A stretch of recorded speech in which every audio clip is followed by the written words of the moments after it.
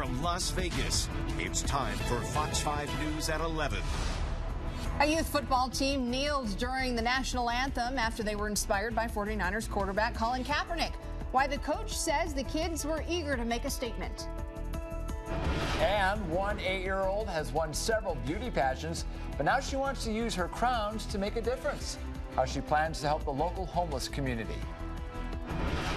It was a windy one out there. Those strong winds blew dust in the air. How long the gusts will stick around.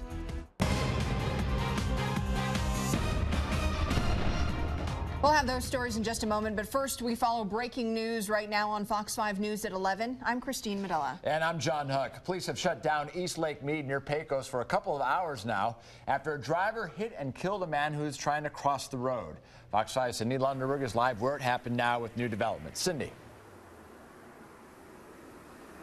John, I can tell you this crash happened at 7, but if you look behind me, Lake Mead has completely opened up now. All the investigators, all the debris, everything has been cleaned up. Let's show you video from earlier, right after that crash happened. After speaking to investigators, what they told us is a 65-year-old man was crossing Lake Mead outside of a crosswalk when he was hit and killed by a pickup truck. He was taken to UMC, and that's where he was officially declared dead. Investigators on the scene told me that the driver of that pickup truck was very shaken up, did not appear to be under the influence of drugs or alcohol, and was absolutely cooperating with the investigation.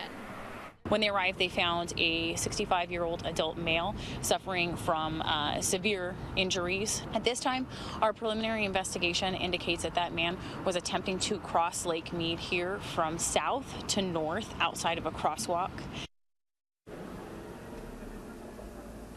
Again, Lake Mead has completely reopened up again. As you can see, investigators have left the scene here. As for the man that was hit and killed, North Las Vegas police tell me his identity will be released by the coroner at a later date. Reporting live, Cindy Lunderberg, Fox 5 News, local Las Vegas. All right, Cindy, thank you. A doctor accused of inappropriately touching a patient is out of jail, and his office is still open for business. Staff would not tell Fox 5 if Dr. Jorge Burgos was still practicing, despite being charged with 3 felonies. But our Fox 5 crew was kicked off the property. We got a hold of an arrest report. In it, one woman claims Burgos kissed and molested her. There are also claims that there may be more victims. Other patients were shocked about the allegations. I hope it is a make story and not true, because for me, I don't have that experience. I'm with Dr. Burgos, and I really am sorry what happened for him, and I hope everything coming fine with him. That woman did not want to have her identity revealed on camera. Police say anyone else with additional information should call North Las Vegas Police, or you can remain anonymous and call Crime Stoppers. It is another night of protests in Charlotte, Carolina, even though a curfew has taken effect. Demonstrators were still out on the street despite this curfew that was put into effect from midnight until 6 in the morning. Police say they do not want to forcibly remove people as long as the situation stays peaceful. The protest started after police shot and killed Keith Scott. Today, the victim's family was shown dashboard and body camera footage of the shooting. They say Scott was calmly walking backward when he was shot and killed. But police say Scott was armed and a gun was found by his body. During last night's violent protests, one man was shot by another citizen and died from his injuries. Police say 9 people were injured and 44 arrested overnight. A Tulsa police officer who shot and killed an unarmed black man has been charged with felony first-degree manslaughter. Police say Officer Betty Shelby was responding to a domestic violence call when she came across Tareen Crutcher's vehicle in the middle of the street. Her attorney says Shelby was afraid he was reaching for a weapon when she fired a shot, but a police video shows his hands were in the air. If convicted, the officer faces between 4 years and life in prison.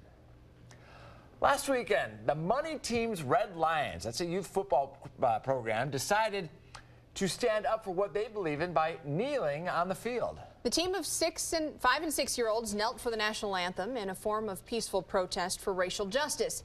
The players drew inspiration from San Francisco 49ers Colin Kaepernick, so we sent Fox 5's Miguel Martinez-Valle to the team practice tonight. He joins us now in studio to introduce us to the first graders making a big statement.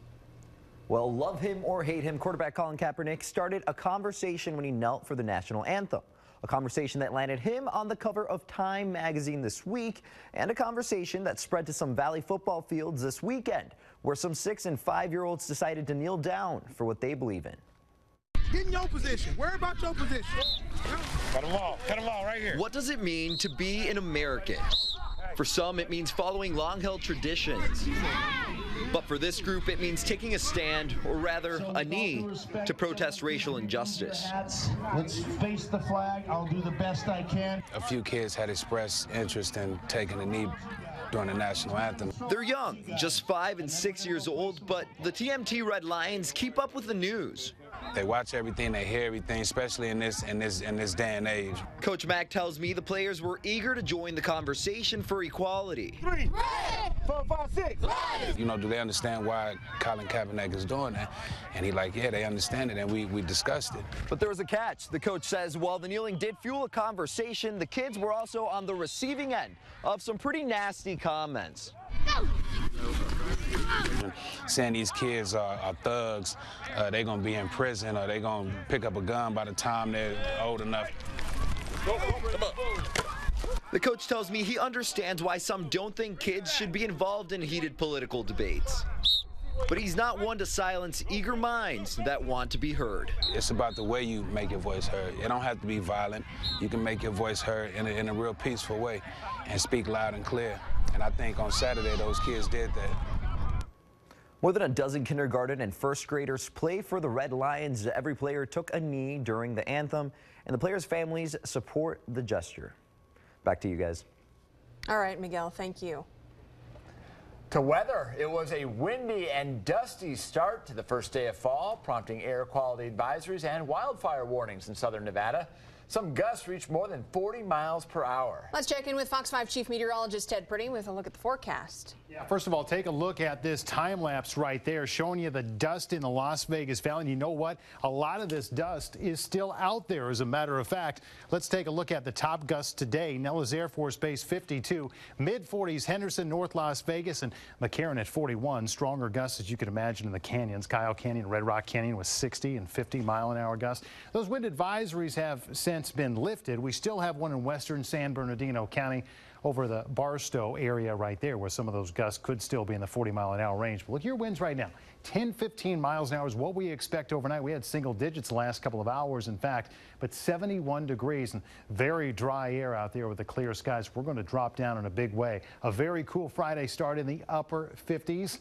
Best weekend in months for us. Matter of fact, best weekend temperatures and conditions that we've seen so far this half of the year, expected for this Saturday and Sunday. Back to the 90s next week.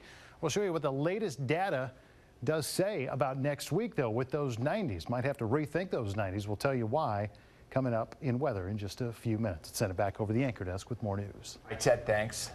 A local 8-year-old has won beauty pageants all over the country. Now she wants to help the homeless here in the valley. Jayliana Glothin says she has earned enough crowns, now wants to use them to help the less fortunate.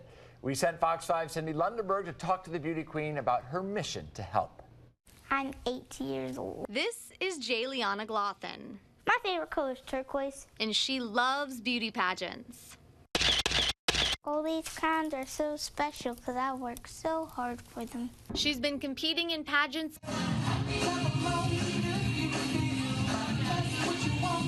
since she was just 3 months old. This one I got when I was 1 year old. It was the first pageant I won. Jayliana told me she doesn't need all these crowns anymore.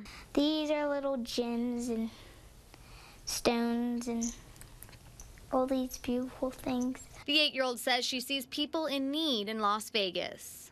I get sad sometimes. So she's organizing a donation booth in Henderson. I was thinking of a new way to share my crowns. Drop off a donation, get a crown. Trade the crown in for a pair of socks so they're not cold for the winter. She'll take blankets, jackets, anything to help. I'm doing this for the homeless because when it comes winter, they're going to get really cold, but I don't want that to happen. She has a passion to save the world and help everybody that she comes in contact with. Jayliana says pageants make her happy. I don't know, she's just a genuine kid. And she wants her crowns to do the same for others. I hope that they make them feel special, and I hope that they make them feel happy. Cindy Lundeberg, Fox 5 News, local Las Vegas. Great girl. This Sunday, Jayliana is setting up a table at Henderson Gym. She'll be giving away 100 crowns. She already has some local businesses planning to make some big donations as well. If you want to drop off a donation, all the information is on our website, fox5vegas.com. Coming up, Las Vegas's NHL team will have an official practice facility in Summerlin. When construction is expected to start and what else the property will offer to hockey fans. Downtown Las Vegas will be transformed into something beautiful starting tomorrow. But with the music festival and construction projects, it will be congested. Which areas you should steer clear of. Plus, the first day of fall, and some are looking ahead to Halloween. How much Americans plan to spend on the holiday than they have in the past 11 years.